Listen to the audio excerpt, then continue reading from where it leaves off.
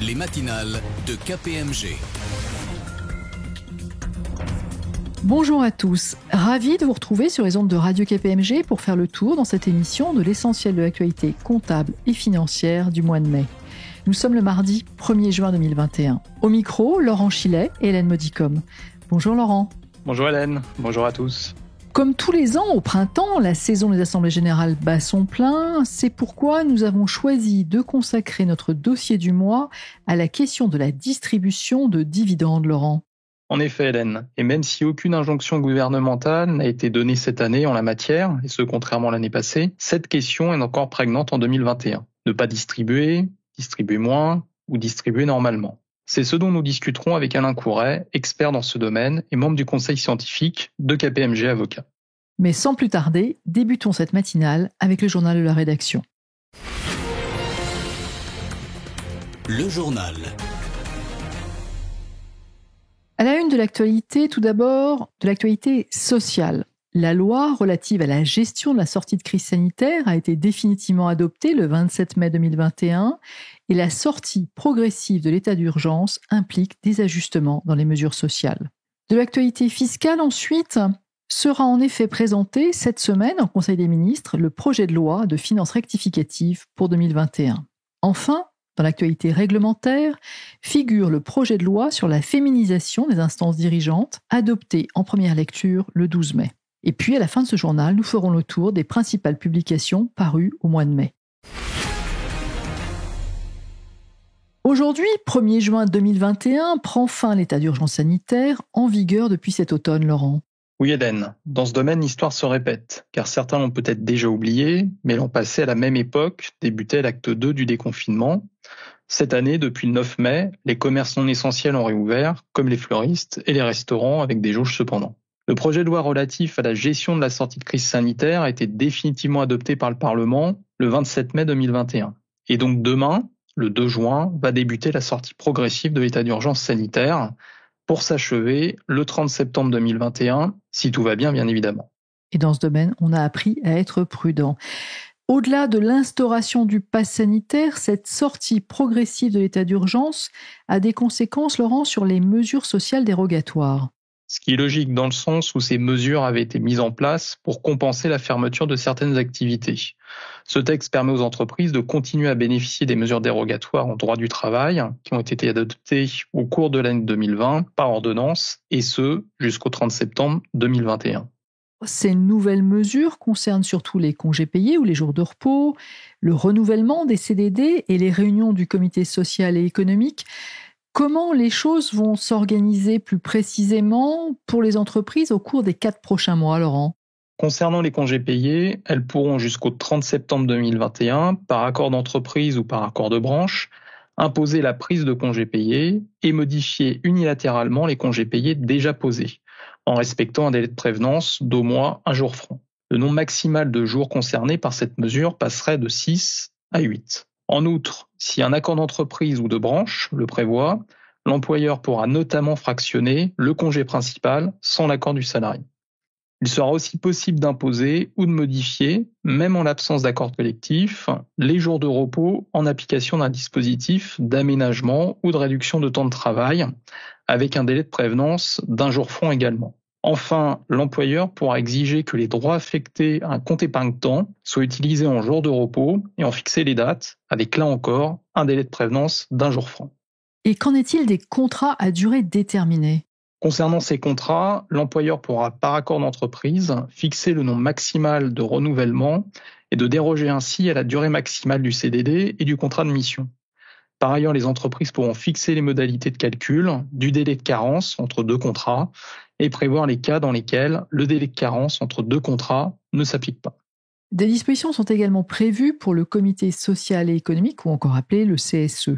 Oui, ce texte permet aux entreprises de réunir le CSE par visioconférence au-delà du quota légal de 3 réunions par an. Il est également possible jusqu'au 30 septembre 2021 de le réunir par conférence téléphonique, mais également par messagerie instantanée en cas d'impossibilité de recourir à la visioconférence ou à la conférence téléphonique, ou lorsqu'un accord d'entreprise le prévoit. À noter également que le gouvernement a transmis aux partenaires sociaux un projet de protocole sanitaire pour accompagner le déconfinement. Ainsi, à partir du 9 juin, les employeurs devraient pouvoir fixer un nombre minimal de jours de télétravail par semaine. Et puis, comme toujours, ces nouvelles mesures ne seront définitives qu'après la validation du Conseil constitutionnel et leur publication au journal officiel. Intéressons-nous maintenant à l'actualité fiscale. Depuis longtemps déjà, les entreprises peuvent reporter en arrière leurs déficits fiscaux. Ce mécanisme, bien connu sous l'anglicisme carry-back, devrait bientôt évoluer avec le projet de loi de finances rectificative pour 2021, un projet de loi qui sera présenté en Conseil des ministres demain, mercredi 2 juin. Qu'est-ce qui va changer en matière de carry-back, Laurent ? Aujourd'hui, les entreprises peuvent imputer les déficits de l'année N sur les résultats bénéficiaires de l'année N-1, et ce dans la limite d'1 million d'euros. L'imputation de ce déficit donne lieu à une créance fiscale utilisable dans un délai de 5 ans, puis remboursable, sauf mesure exceptionnelle de remboursement anticipé, comme ce fut le cas l'an dernier. Et donc, qu'est-ce qui devrait changer cette année ? En cette année de crise, et afin de soulager la trésorerie des entreprises, le mécanisme du carry-back devrait être étendu, en permettant aux entreprises d'être remboursées des impôts versés lors des exercices antérieurs, en l'occurrence jusqu'à N-3 au lieu de N-1 auparavant. Autre faveur, le plafond d'imputation serait relevé. On reviendrait ainsi à un temps que les moins de 20 ans ne peuvent pas connaître, comme le chantait un certain Aznavour. En revanche, la créance de carry-back, nouvelle formule, ne devrait pas être immédiatement remboursable. Nous allons devoir être patients, cependant, et attendre que ce projet de loi de finances rectificative soit entériné. Et nous en reparlerons plus précisément dans la prochaine édition des Fiscales qui sera diffusée le 29 juin prochain. Poursuivons ce journal avec l'actualité réglementaire. Au début de l'année 2020, le gouvernement avait engagé des consultations avec l'ambition de promouvoir l'émancipation économique des femmes. C'est dans cette démarche que s'inscrit le projet de loi sur la féminisation des instances dirigeantes, adopté en première lecture par l'Assemblée nationale le 12 mai dernier. Une fois n'est pas coutume, nous avons souhaité faire un peu de prospective car ce projet de texte est susceptible d'avoir des conséquences significatives sur la gouvernance des entreprises. Tout d'abord, Laurent, quel est le calendrier de ce projet de loi ? Actuellement, on est en procédure accélérée, mais la suite du calendrier n'est pas encore arrêtée. L'auteur de la proposition espère son adoption d'ici la fin de l'année. Sur le fond, ce texte vise les COMEX et autres CODIR auxquels on reproche une sous-représentation chronique des femmes. C'est bien cela ? Oui, en effet. Ce projet de loi a vocation à accélérer l'égalité économique et professionnelle en féminisant, manu militari si je puis dire, les instances dirigeantes. Pour être bref, à ce jour, 4 points essentiels sont à retenir par nos auditeurs. Tout d'abord, l'article 6 de ce projet de loi généralise les dispositions relatives à l'index d'égalité professionnelle adopté par la loi de financement de la sécurité sociale pour 2021. Ensuite, l'article 7 prévoit que dans les entreprises d'au moins 1000 salariés, l'employeur publie chaque année les écarts éventuels de représentation entre les femmes et les hommes parmi les cadres dirigeants et les cadres membres des instances dirigeantes. Cette mesure entrera en vigueur le 1er mars 2022. De plus, toujours selon l'article 7, la proportion de cadres dirigeants et de cadres membres des instances dirigeantes de chaque sexe ne pourra être inférieure à 30%, étant précisé que ce texte entrerait en vigueur 5 ans suivant la publication de la loi et que 8 ans plus tard, le taux de 30% passerait à 40%. Enfin, l'article 7 encore définit les instances dirigeantes. Et ici, Hélène, on en revient à la notion de COMEX et de CODIR dont vous avez parlé il y a quelques instants. Bien entendu, nous allons suivre le parcours législatif de ce texte et nous vous en tiendrons informés sur ces ondes. Avant de clôturer ce journal, quels sont nos conseils de lecture, Laurent, pour ce mois-ci ? Je recommande à nos auditeurs d'aller consulter le rapport 2020 de la CNIL sur son site. Il est fort instructif et en lien avec le dossier que nous avions consacré le mois dernier à la protection des données personnelles. Deuxième conseil, même en l'absence d'actualité comptable ce mois-ci, l'arrêté des comptes semestriels du 30 juin approche à grands pas. Et à ce titre, nous vous invitons à suivre l'édition spéciale des matinales du 17 juin prochain, dans laquelle nous accueillerons notamment la directrice des affaires comptables de l'AMF, Marie Seller. Ce journal est maintenant terminé et je vous retrouve dans un instant avec notre invité. Le dossier du mois. Comme tous les ans, au printemps, un sujet se dégage dans l'actualité en cette saison d'Assemblée générale, la question des distributions de dividendes. Afin de nous éclairer sur cette question, j'ai le plaisir d'accueillir à notre micro, même s'il est à distance encore, un expert dans ce domaine, Alain Couret, professeur émérite de l'École de droit de la Sorbonne et membre du conseil scientifique du KPMG Avocats. Bonjour Alain. Bonjour Hélène, bonjour à tous. La question des dividendes a été centrale en 2020. Les pouvoirs publics avaient alors appelé à la modération dans le versement, voire à la suppression. Ils avaient au demeurant assorti leur demande de possibles sanctions. Dans le secteur financier, les autorités de place étaient faites l'écho de la volonté gouvernementale en appelant les banques et les compagnies d'assurance à ne pas verser de dividendes. Où en est-on sur cette question, Alain, en ce printemps 2021 ? Les pouvoirs publics n'ont pas souhaité tenir en 2021 le discours qui était le leur en 2020.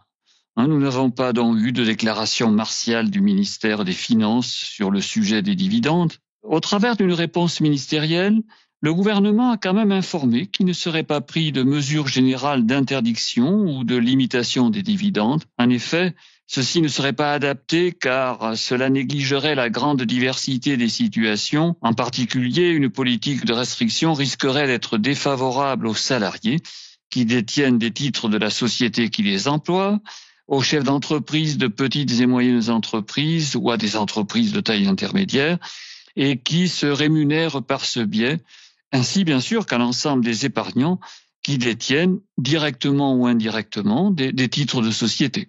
Donc, totale liberté cette année ? Pas tout à fait quand même.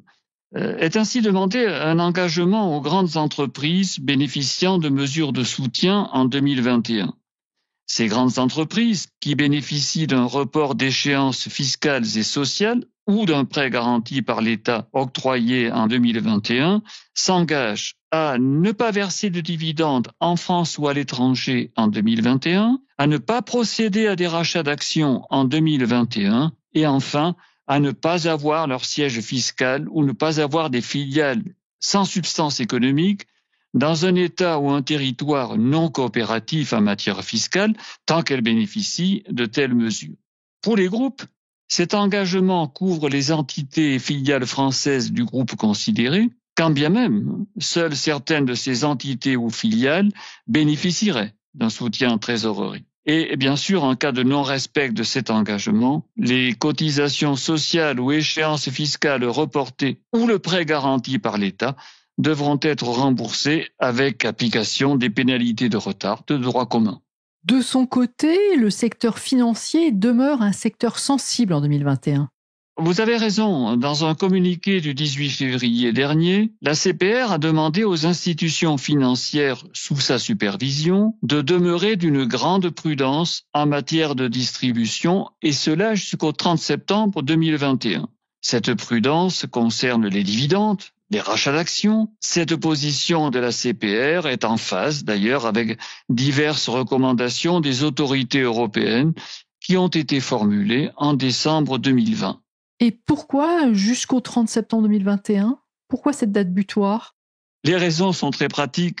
Les recommandations des autorités européennes devraient normalement prendre fin à cette époque. C'est l'explication que la CPR elle-même a donnée. Il y a aussi un constat d'ordre économique. Le gouverneur de la Banque de France vient de déclarer que la normalisation de la situation sanitaire et économique plaidait pour un retour à une distribution classique des dividendes pour les établissements financiers, et ce, à partir de septembre 2021. Et autre question importante, qu'en est-il des sociétés bénéficiaires d'un prêt garanti par l'État octroyé cette fois-ci en 2020 ? Nouveauté importante, je crois qu'il faut le noter, celles qui ont bénéficié d'un PGE peuvent à nouveau verser des dividendes en 2021. Autre question, même si je sais que vous n'avez pas de boule de cristal, Alain, à votre avis, les distributions en dehors du secteur financier et de l'assurance vont-elles retrouver le niveau d'avant-crise, le niveau de 2019 ? Le gouvernement a souligné qu'il incombe à chaque entreprise, sous sa responsabilité et dans un esprit d'exemplarité et de modération, les décisions qui s'imposent au regard de la situation de chacune et de leurs besoins, en particulier en matière de financement de l'activité et de développement à court, moyen et long terme. Ces décisions doivent être prises, et la loi Pacte est derrière, dans l'intérêt social, en prenant en considération les enjeux sociaux de ces décisions, ce qui est particulièrement important dans le contexte actuel. Ceci étant, une société, et surtout si elle est cotée, ne peut pas rationner indéfiniment ses actionnaires. Et elle le peut d'autant moins que nous sommes dans un univers concurrentiel. Les entreprises européennes s'apprêtent à verser à peu près 330 milliards d'euros de dividendes en 2021. En 2020, elles avaient distribué 290 milliards. Il est donc évident que l'année 2021 sera marquée également en France par une reprise des distributions. Quand on feuillette un peu la presse économique, on voit des chiffres qui sont considérables. Les grandes entreprises devraient verser 52 milliards d'euros de dividendes en 2021 contre 36 milliards en 2020. Plus de la moitié des entreprises du SBF 120 ont prévu d'augmenter ou de rétablir le versement d'un dividende. En 2020, la chute avait été de 45%. Le rebond en 2021 sera de l'ordre de 42%. Donc, on ne retrouvera pas le niveau de 2019 tout de suite. Les experts considèrent que on pourrait le retrouver en 2023. Donc encore un peu de patience. Ces chiffres sont d'autant plus spectaculaires que les assemblées 2021 statuent sur des exercices 2020 qui ont été très marqués par la crise. Oui, bien sûr, mais il faut aussi se souvenir qu'en 2020, les assemblées générales statuaient sur des résultats 2019 qui avaient été parfois flamboyants. Les sociétés avaient appelé à la sobriété des actionnaires qui, pourtant, observaient des comptes très très prometteurs. Les émetteurs, bien sûr, plaidaient le fait que le principe de précaution devait s'appliquer à tous les dividendes versés en 2020. Dans une situation de guerre, disait-on, à la suite de la Covid-19, sans qu'il y ait de lien direct avec les résultats 2019, on est bien obligé de conclure que les distributions de dividendes, même si elles étaient possibles, devraient être dominées par le respect d'un principe de précaution s'appliquant à toutes les distributions. Alors en 2020, on parlait de prudence, de responsabilité, de solidarité. Évidemment, il devient difficile aujourd'hui d'invoquer le principe de précaution lorsque le ministre de l'économie nous promet un taux de croissance élevé pour le second semestre 2021. Quant à la solidarité, elle semble un peu moins vécue par les acteurs. Le monde d'après sera-t-il tellement différent du monde d'avant? C'est la question. Je vous laisserai y répondre. On vient de parler surtout des sociétés cotées, dont la transparence permet une certaine quantification du montant des dividendes globalement versés. Qu'en est-il maintenant des sociétés non cotées? Le versement est à la discrétion des assemblées. Il est probable que beaucoup de sociétés n'auront pas la possibilité de verser des dividendes dans un contexte de crise économique. N'oublions pas que bon nombre de PME vivent aujourd'hui sous perfusion, compte tenu des règles adoptées pour faire face à la pandémie. Paradoxalement d'ailleurs, pour des raisons de texte, il y aura eu depuis le début de la crise sanitaire bien moins de procédures de liquidation que les années précédentes. D'autres entreprises, heureusement, auront eu plus de chance face à l'aléa économique et elles exerceront leur liberté de distribution. À ce propos, justement, une société qui, dans le contexte de la crise actuelle, prend-elle des risques à distribuer alors que cette distribution pourrait, par exemple, obérer son avenir? Dit autrement, pourrait-on lui reprocher ultimement cette distribution et quelle forme pourrait prendre le reproche? Voilà une question qui mérite d'être posée, car les tribunaux sont quand même plus fréquemment saisis que par le passé de ce sujet. Pendant très longtemps, on a considéré que la distribution de dividendes était un choix de gestion qui appartenait aux sociétés et qui, par conséquent, échappait à tout autre contrôle que ceux des associés. Le juge se gardait d'intervenir en ces matières et le fisc, d'ailleurs, faisait preuve d'un grand libéralisme d'un point de vue fiscal. Financer une distribution de dividendes en recourant à l'endettement ne soulève finalement que peu de questions. Ceci étant, depuis quelques années, on voit des décisions rendues parfois au plus haut niveau par la Cour de cassation qui abordent la problématique dans le cadre surtout des liquidations judiciaires. Le dirigeant se voit reprocher par le liquidateur une distribution excessive de dividendes qui a été la cause première ou l'une des causes de l'insuffisance d'actifs à l'origine de la liquidation. La distribution est alors traitée comme une faute de gestion. Là, vous m'étonnez parce que c'est tout de même l'Assemblée générale qui décide de distribuer des dividendes et non le dirigeant. Comment lui reprocher dans ce cas une faute de gestion? Voilà une bonne question. Mais la jurisprudence y a répondu de manière claire. D'ailleurs, un arrêt de cassation du 12 mai dernier, vous voyez, qui n'est pas très ancien, a rappelé la solution dans une affaire où le gérant d'une SARL se voyait reprocher une distribution excessive.